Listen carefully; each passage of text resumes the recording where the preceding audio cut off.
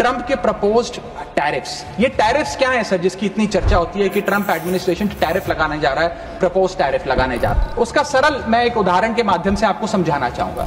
मान लीजिए अमेरिका में बैठा एक बायर हिंदुस्तान के एक मैन्युफैक्चरर से एक शर्ट खरीदता है 100 रुपए की, लेकिन अगर ये अमेरिका की नई हुकूमत ट्रंप एडमिनिस्ट्रेशन 20% का टैरिफ शर्ट्स पर लगा दे, एपरल्स पर लगा दे, तो वो 100 रुपए की शर्ट अमेरिका के बायर को 100 रुपए की नहीं 120 रुपए की पड़ेगी। तो वो अमेरिका का बायर हिंदुस्तान से 120 रुपए की शर्ट खरीदने की बजाय 108 रुपए की, 105 रुपए की, 104 रुपए की वियतनाम, फिलीपींस और बांग्लादेश जैसे देशों से खरीदेगा। यह है टैरिफ का खेल जिसके चलते एक्सपोर्ट्स घटेंगे, मांग घटेगी, कारखाने बंद होंगे, रोजगार जाएगा। भारत $245 बिलियन का सालाना आईटी एक्सपोर्ट करता है। इसका 80% export United states of America को होता है। सबसे बड़ा प्रहार आईटी एक्सपोर्ट्स पे होगा। दूसरा, 15 से 25% यूएस टैरिफ्स टेक्सटाइल्स पर लगने जा रहे हैं, जिसका मैंने उदाहरण अभी आपको दिया। सोर्सिंग और बाइंग हिंदुस्तान से बंद हो जाएगी और करीब करीब एस्टिमेट्स बताते हैं 2 मिलियन जॉब्स भारत की टेक्सटाइल और गारमेंट इंडस्ट्री की बंद हो जाएगी। सर, इसके साथ साथ propose tariffs on Indian pharmaceuticals Donald Trump administration लगाने जा रही है। आज जितने भी pharmaceutical products, generic drugs, generic दवाइयां भारत यूएस को एक्सपोर्ट करता है, उन सब पर यह इंपोर्ट ड्यूटी लग जाएगी।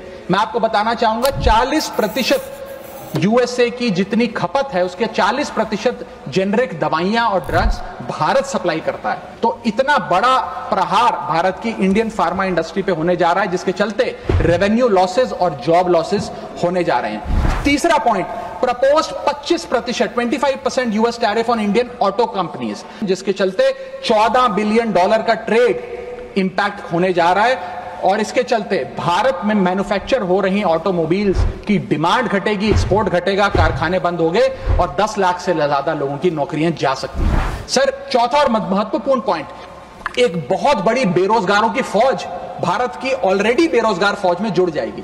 पूछिए कैसे सर? सर, 7,25,000 वो लोग जो बिना दस्तावेज के रह रहे हैं, जिन्हें अमेरिका कह रहा है हम भारत भेज देंगे। 1 मिलियन वो लोग जिनका ग्रीन कार्ड अभी पेंडिंग है, उनका ग्रीन कार्ड कैंसिल हो जाएगा। लाखों H1B वीजा एप्लीकेंट जिनका H1B वीजा मिलना अब नामुमकिन सा हो गया है।